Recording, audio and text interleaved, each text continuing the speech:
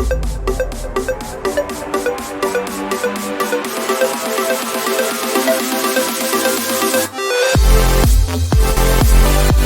Welcome back to my channel book formation. आज हम लोग एक बार फिर से बात करने वाले हैं जी हाँ पोकेमॉन फेस्टिवल्स के ऊपर। मैं लास्ट टाइम आपको टॉप 10 फेस्टिवल्स बताए थे और इस बार मैं और 10 बताऊंगा क्योंकि पोकेमॉन वर्ल्ड में फेस्टिवल्स की कमी का है भाई। पूरी लिस्ट बना रखी है, मेरे ख्याल से इसका तीसरा पार्ट भी बन जाएगा। हाँ तो चालू करते हैं। Number 10 Pokemon street performer. हाँ तो हम लोग नंबर 10 पे बात करने वाले हैं पोकेमॉन स्ट्रीट परफॉर्मर की। और उसको पोकेमॉन परफॉर्मर से रत्ती भर भी रिलेट मत करना, नहीं तो तुम्हारा उल्लू हो जाएगा। क्योंकि पोकेमॉन परफॉर्मर बिल्कुल अलग चीज़ है। पोकेमॉन परफॉर्मर तो अलग ही होते हैं और पोकेमॉन स्ट्रीट परफॉर्मर उससे बिल्कुल अलग चीज़ है।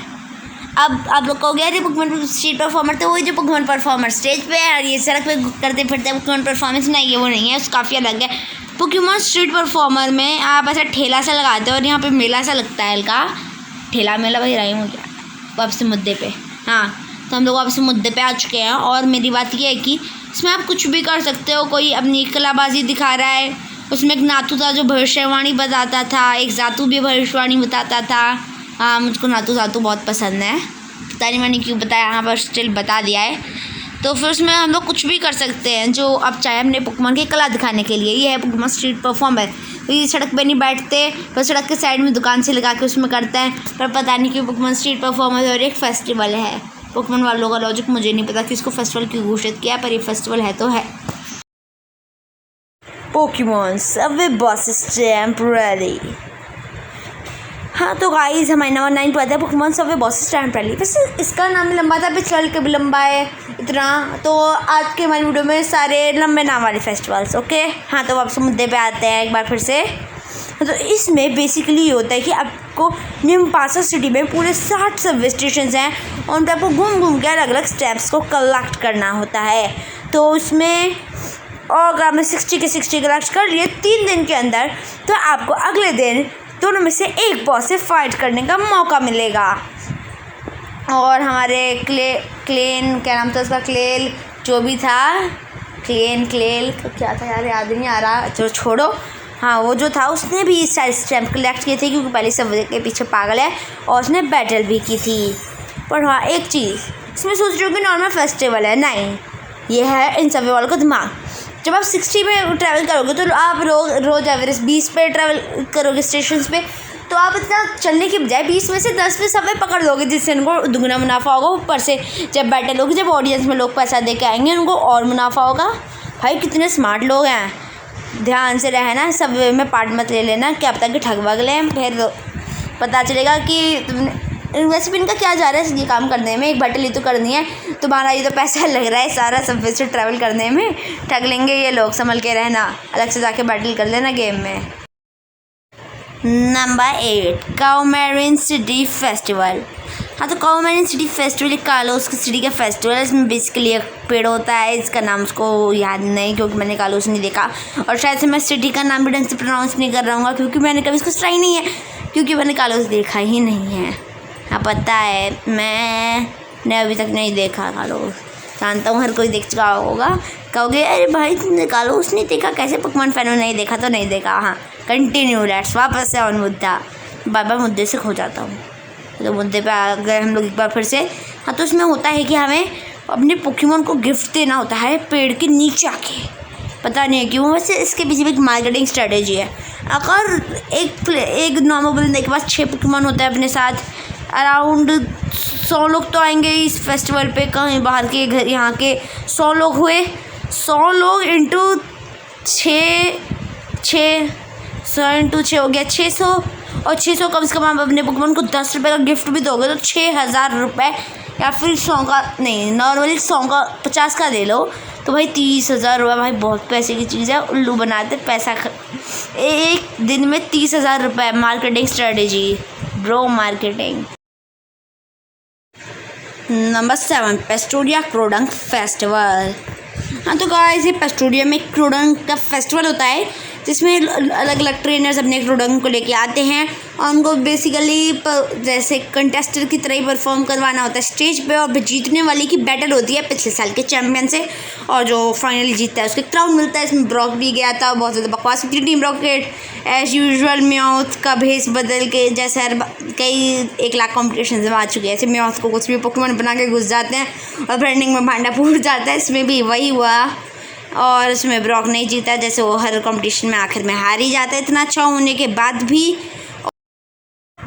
नंबर 6, परेड ऑफ चिंचाओ। तो परेड ऑफ चिंचाओ होता है जोटो के एक शहर में। उस शहर में ये चिंचाओ अपनी परेड लेके जाते हैं नदी को, और मैं आपको बताता हूँ उसमें क्या होता है। जब पहले नदी और वो तालाब जॉइंट थे, तो चिंचाओ वहाँ पे तालाब में अंडे देने आते थे और वापस अपने बड़ी खुली जगह में चले जाते थे, पर बाद में वहाँ का स्तर गिर गया और वहाँ पे एक तालाब बन गया।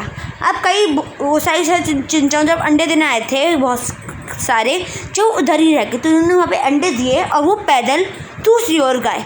अब वो अंडे फूटे, उन्होंने वहाँ पर अंडे दिए और वो भी दूसरी, फिर अगले साल वो भी दूसरी साइड गए, फिर अगला फूटा, फिर उन्होंने अंडे दिया और वो अगली साल उन्होंने अंडे दिए, फिर वो दूसरी साइड गए। तो ऐसे ही प्रथा बन गई, और जैसे कि चिंचाओ खो जाते थे तो फिर उनके साथ एक बंदा आने घूमता था। हाँ, एक बंदा आता था जो परेड का वो था चौकीदार, परेड का चौकीदार, और चिंचाओ अपनी रोशनी से रास्ता दिखाते थे और वो देखता रहता था कि कोई चिंचाओ भटक ना जाए, कोई भी जंगली पोकेमॉन आकर उनको तंग ना करे, या फिर उनके रास्ते में जाने में कोई दिक्कत नहीं आ रही है क्या। हाँ, तो ये बन गया चिंचाओ फेस्टिवल। ये पूरे से परेड निकाल के जाते थे एक ही दिन। हाँ, तो ये है पोकेमॉन का चिंचाओ फेस्टिवल। नंबर 4, कॉम्फ्रेड हार्वेस्ट फेस्टिवल। भाई इस फेस्टिवल को मैं प्रोनाउंस तक नहीं कर पा रहा हूँ, इतना खतरनाक नाम है शहर का। हाँ, तो हम आते हैं मुद्दे पे। एक बार फिर से मैं वापस मुद्दे से हट क्यों जाता हूँ, मेरे देश का मुद्दा ही है, वैसे देश का वैश का कुछ नहीं है, और मैं वापस बकवास करने लग गया, तो एक बार फिर से मुद्दे पे आ जाते हैं।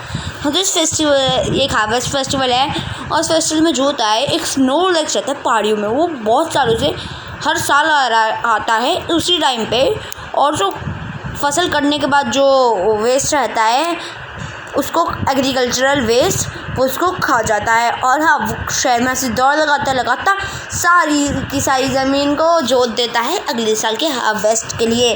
तो उसको काफ़ी अच्छा माना जाता है। देखो, अब स्नो लेक्स ना खाएगा उसका पेट भरेगा तो वहीं पे सो जाएगा।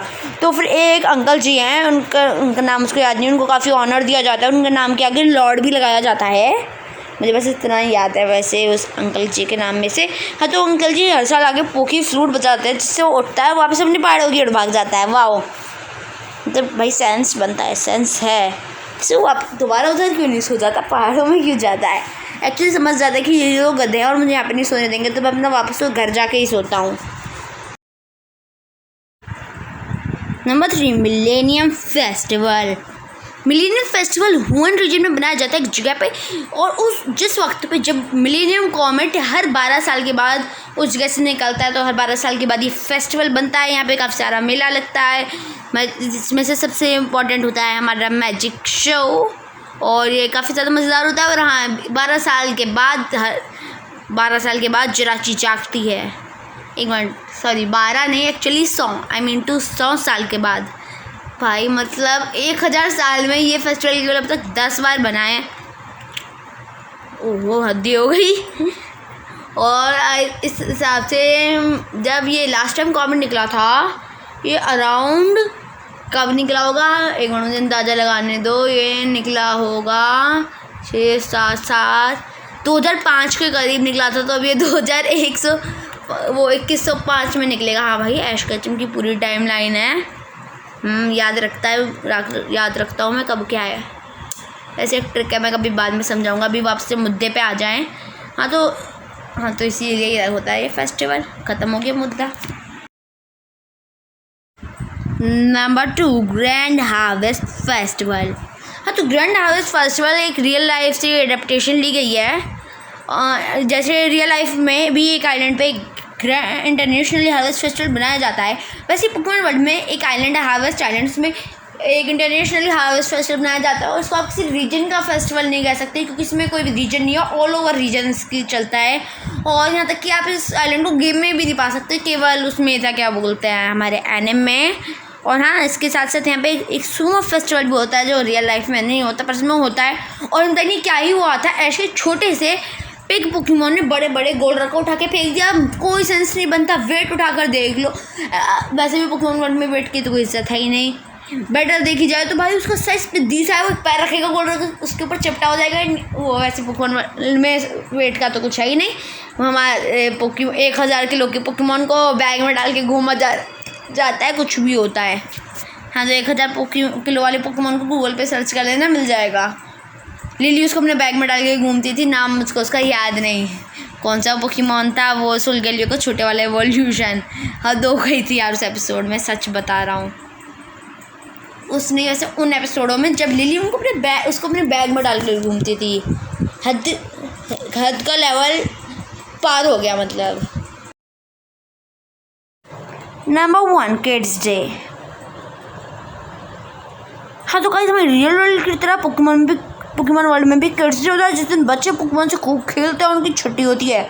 जेम्स बताता था कि वो उस दिन आराम से पूल में नहाता था और बहुत सारे सैंडविच खाता था। भाई वो बहुत अमीर था तो आराम से खाएगा पिएगा मौज करेगा। बाकी सब तो गरीब है, मैं भी गरीब ही हूँ। किड्स डे के दिन कुछ होता नहीं है, बस एक दिन छुट्टी मिल जाती तो सारा दिन घर पे सोता हूँ और कुछ तो वैसे भी नहीं कर सकता। वो वीडियो एडिट कर देता हूँ और कोई काम धंधा तो है ही नहीं। वैसे भी हमारे पास संडे को भी सेम है, किड्स डे भी हमारा सेम ही है। हाँ, तो पोकेमॉन वर्ल्ड में किड्स डे उन्होंने ऐसे बनाया था, हाँ तो बनाया था बोनस फेस्टिवल। कैसा लगा मेरा सरप्राइज? हाँ, तो अब मैं आपको बताऊंगा एक बोनस फेस्टिवल, मतलब 11 फेस्टिवल ये जो बोनस में है। और आपको इससे पहले सब्सक्राइब और लाइक करना होगा क्योंकि बोनस है तो इसे सब्सक्राइब करना पड़ेगा तभी बोनस मिलेगा, बोनस के सब्सक्राइबर्स को मिलेगा। वैसे अगर आपने सब्सक्राइब नहीं किया होगा तब भी देख सकते हो, पर इसलिए बोनस है इसलिए आपको सब्सक्राइब करना होगा अभी के लिए, सब्सक्राइब। हाँ, तो ये इस फेस्टिवल के बारे में आपने कभी सुना ही नहीं होगा और ये फेस्टिवल है वेंट फेस्टिवल। अब आप बोलिए भाई ये कहाँ से फेस्टिवल ले आए तुम? जिनने Pokemon the movie power of us देखी है उनको पता होगा। जी हाँ, ये है Pokemon the movie power of us से, उसमें होता है ये वेंट फेस्टिवल हमारी रियल लाइफ की तरह, जिसमें पतंग उड़ाई जाती है और गुब्बारे छोड़े जाते हैं हवा में। अब हम तो जानते नहीं होंगे, हम लोग इंडिया में रहते हैं, अमेरिका वाले देशों में मनाया जाता है जहाँ पे लोग साल भर में एक बार पतंग उड़ाते हैं। हमारे यहाँ तो रोज़ उड़ती हैं। बसंत पंचमी है ना, हमारे विंड फेस्टिवल से भी बेहतर। पीले कपड़े पहन के पीली पतंग उड़ाओ। और वैसे भी सारे लॉकडाउन में हमने किया ही क्या, पतंग यही तो उड़ाई हैं। वैसे मुझे पतंग उड़ानी नहीं आती, मैं तो ट्राई करता रह गया पूरा लॉकडाउन, मुझे पतंग उड़ानी नहीं आती। कोई अच्छा सा ट्यूटोरियल कमेंट में सजेस्ट करना, ओके। हाँ, तो गाइस आज की वीडियो के लिए इतना बहुत है। लाइक करो, सब्सक्राइब करो, वीडियो अच्छी लगी हो तो लाइक करो और सब्सक्राइब करो। मैंने फिर से बोल दिया, पता नहीं क्यों सब्सक्राइब करते। बेल आइकन भी दबाई दो ना, क्या जा रहा है। बेल आइकन दबाने में बस ऊपर एक नोटिफिकेशन आ जाएगा, क्लियर कर देना। अगर तंग करे तो मरना मत करना। हाँ, तो बेल आइकन दबाई देना, ओके। और हाँ, आपको बोनस फैक्ट कैसा लगा है? अगर अच्छा लगा तो लाइक करना, बुरा लगा तो सब्सक्राइब करना। और हाँ, इसका अगला पार्ट आएगा जिसमें मैं 11 फैक्ट प्लस एक बोनस फैक्ट बताऊंगा। और उस वाले बोनस फैक्ट के लिए अभी से सब्सक्राइब और लाइक कर दो और सारी वीडियो को खोलते ही लाइक कर देना, बेल आइकन भी दबाई दो ना।